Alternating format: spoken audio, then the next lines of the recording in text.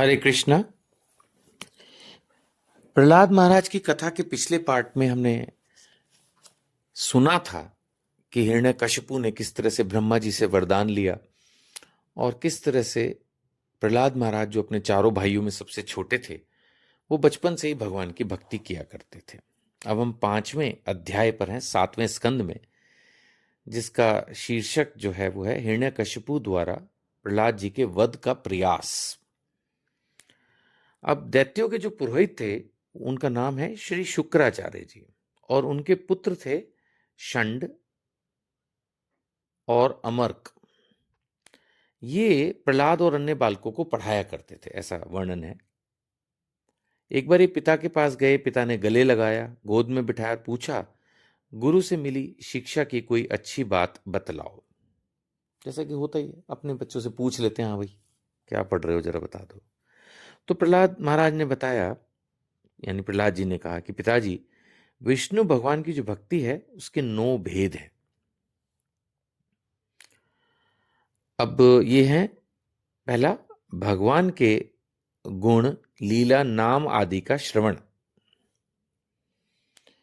यानी सबसे पहले उन्होंने बात की श्रवणम की। अब जैसे आप भागवत की ये कथा सुन रहे हैं तो ये श्रवणम है, क्योंकि इसमें भगवान के गुण, भगवान के भक्तों के गुण, उनकी लीला, उन सब का वर्णन आ रहा है ना। इस समय हम प्रहलाद महाराज की पढ़ रहे हैं तो यही बात उन्होंने भी बताई कि जो नवदा भक्ति है उसमें सबसे पहले आता है श्रवणम, फिर भगवान के शुद्ध नामों का कीर्तन, फिर उनके रूप, नाम आदि का स्मरण। यानी कि जो सबसे शुरुआत तो है श्रवणम, फिर कीर्तनम, और उसके बाद स्मरणम।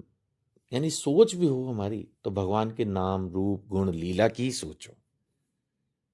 फिर उनके चरणों की सेवा, जैसे लक्ष्मी जी करती हैं। पूजा अर्चना, जैसे कि पृथु महाराज करते हैं। वंदना, प्रेयर्स करना। फिर दास्य भाव, हनुमान जी हैं जैसे। साख्य भाव, अर्जुन जी हैं जैसे। और आत्मनिवेदनम, अपना सब कुछ निछावर कर देना, जैसे बलि महाराज है। तो ये 9 प्रकार की भक्ति उत्तम है। यानी एक तरह से प्रहलाद महाराज ने पिता के पूछने पर, उनसे उन्होंने ये पूछा, भाई क्या पढ़ाई कर रहे हो, तो बजाय ये सब बताने की क्या पढ़ रहे हैं, भक्ति की बातें बता रहे हैं, नवदा भक्ति बता रहे हैं। प्रहलाद महाराज तो प्रहलाद महाराज हैं।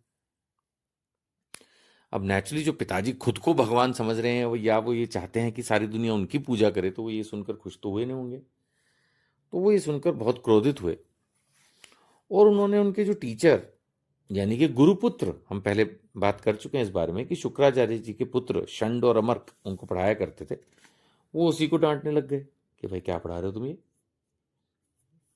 नेचुरली ये तो खैर मेरे को लगता है आज के ज़माने में भी अगर कोई किसी को भक्ति, अब मैं हूँ, अगर मैं किसी के बच्चे को भक्ति की बातें बताने लगूँ तो शायद उसके पेरेंट्स मुझसे नाराज़ हो जाएंगे कि क्या पढ़ा रहे हो ये फालतू की बातें।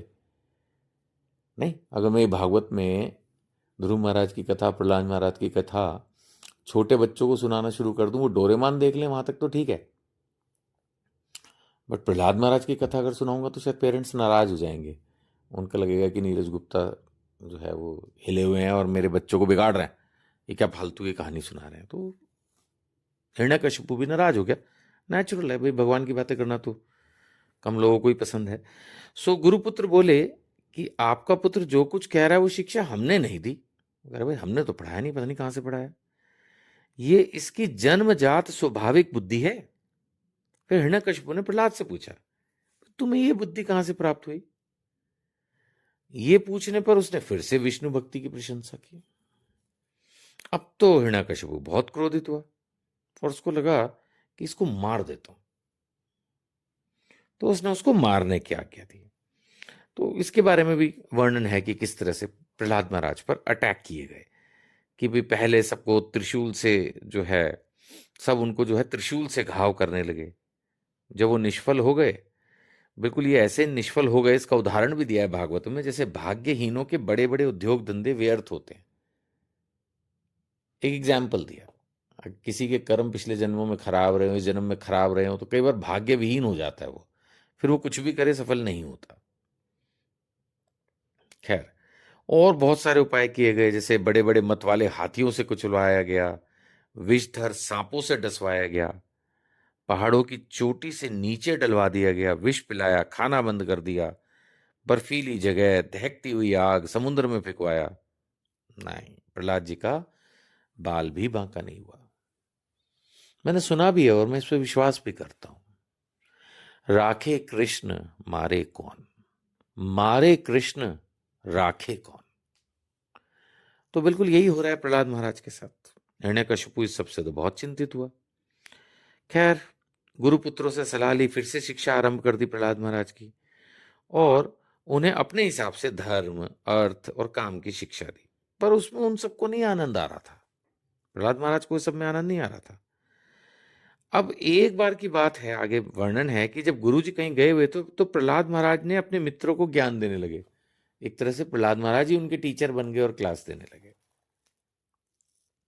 अब छठा अध्याय शुरू होता है 7वें स्कंद में। इसमें वर्णन है कि क्या उन्होंने उपदेश दिए। चलिए अगली ऑडियो में इसको कंटिन्यू करते हैं। हरे कृष्ण।